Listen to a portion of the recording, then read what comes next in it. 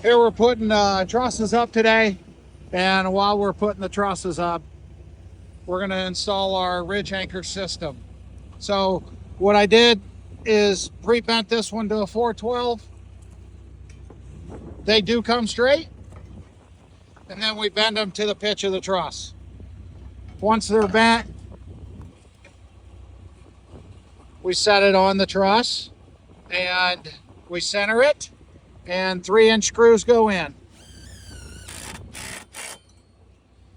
And we put one in every hole for the truss. Then on the side plates here, we're going to stick in your traditional post frame screw.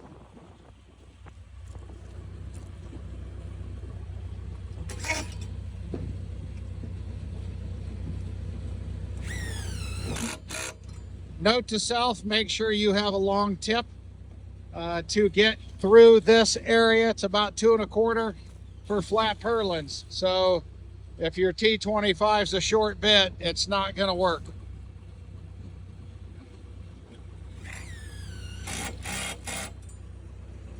And again, one goes in every hole.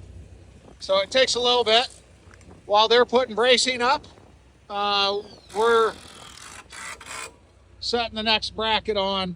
We go every 12 foot because we're 4 foot on center.